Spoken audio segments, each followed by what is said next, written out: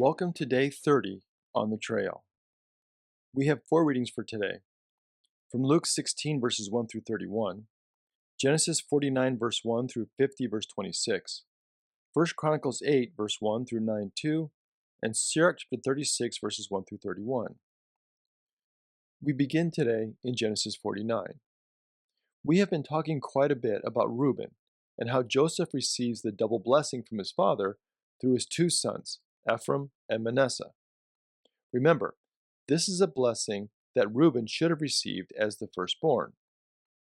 In our reading today, Jacob is about to die and is passing on his blessing to his sons. Everyone is gathered around their father to hear his final words and receive his blessing. Beginning in chapter 49, verse 2, Jacob says, "Assemble and hear, O sons of Jacob. Listen to Israel your father. Reuben, you are my firstborn, my might, and the first fruits of my vigor, excelling in rank and excelling in power. Unstable as water, you shall no longer excel, because you went up onto your father's bed, then you defiled it. You went up onto my couch." In this very public, very powerful moment, we see Reuben's sins being brought into the light. Throughout the Bible, we are reminded that what appears to be hidden among the shadows will one day be revealed. In Ecclesiastes 12, for example, we find, "For God will bring every deed into judgment, including every secret thing, whether good or evil." Also, from the book of Hebrews in the New Testament, "Before him no creature is hidden, but all are naked and laid bare to the eyes of the one to whom we must render account." Nothing is hidden that will not be made known. This is true for what we do and also what we leave undone. Turning to Luke 16, we have a story that is traditionally called the story of the dishonest or the unrighteous manager. This is a story that has caused a great deal of confusion over the years. Now, one of the best ways to understand this story is to view it in the context of Luke 15 and the story of the prodigal son. Now remember that the chapter and verse numbers in the Bible are very helpful for reference purposes only.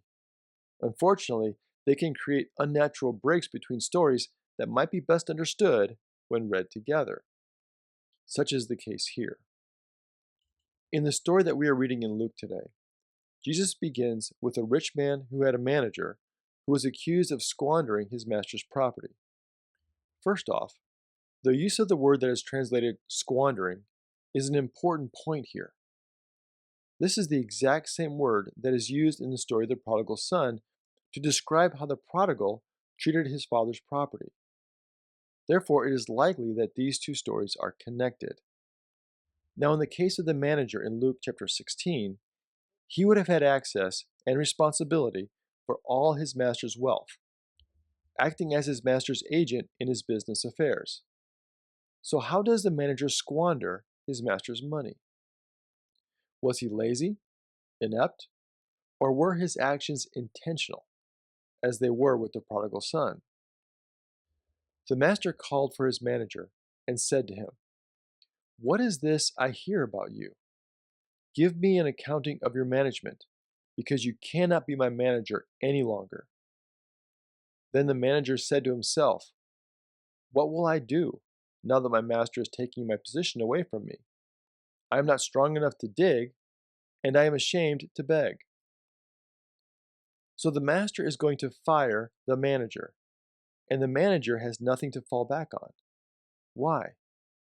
Well, because he's been squandering everything, and he can't dig, and he doesn't want to beg.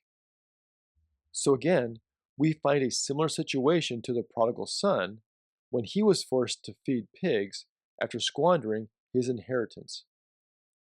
But what did the prodigal do when he found himself completely broke and feeding pigs?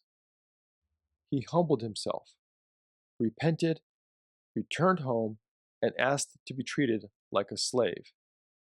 He wanted to go home, even if that meant becoming a slave to his father rather than a son.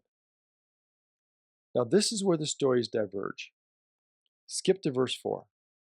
I have decided what to do so that when I am dismissed as manager, people may welcome me into their homes. So summoning his master's debtors one by one, he asked the first, How much do you owe my master? He answered, 100 jugs of oil. He said to him, Take your bill, sit down quickly, and make it 50. Then he asked another, How much do you owe? He replied, 100 containers of wheat. He said to him, Take your bill and make it 80. So what is happening here?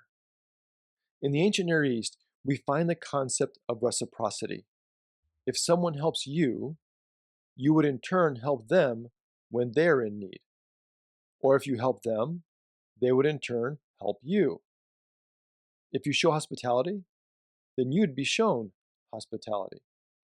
So the manager is going to lean on reciprocity in the time that he has left to arrange for his future. By the way, the size and value of resources that the manager is dealing with here are not insignificant, not by a long shot. This is not simply helping out a local farmer or business associate. Both the quantity of olive oil and of wheat mentioned here are identical to the amount of resources authorized by the Persian Emperor Artaxerxes for the Jews to return to Jerusalem and rebuild the entire city. So we are talking about the annual production of a large olive orchard, and about 25 times what one family would have produced in wheat. So these are large business transactions. Therefore, the master was very wealthy, and the manager was responsible for huge sums of money. So when the manager reduces what is owed, does this imply that the steward was overcharging and therefore eliminates the overcharging? Well, if that was the case, then those who were paying these large sums would have been upset and would have not seen this as a favor. Is the manager doing something illegal? Again, this is not likely, because if he had, the master could have imprisoned him. Instead, perhaps for the first time, the manager is acting for the benefit of others. Before, he was squandering his master's wealth. This time, he's using his master's wealth for the benefit of others, hoping that they will show hospitality to him in return. Now, were his actions completely righteous? Not necessarily, but that's not the point of this story. Look at verse 8. And his master commended the dishonest manager because he had acted shrewdly. For the children of this age are more shrewd in dealing with their own generation than are the children of light. Notice that the master calls the dishonest manager shrewd. The master does not call him dishonest. Instead, he basically says, well played.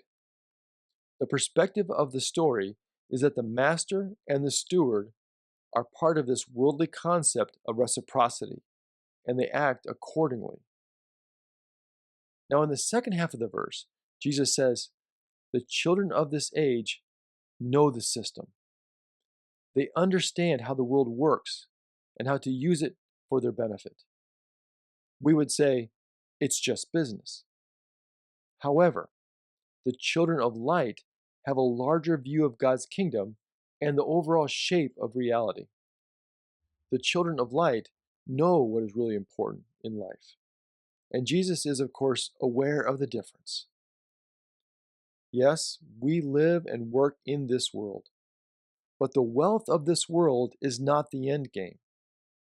Instead, we use wealth from this world for the good of the kingdom. Most people in this world know how to use the wealth of this world for their own advantage. We, however, see a different kingdom, an eternal home, and a future in the household of God. Thank you for joining us today. Until next time, stay on the trail.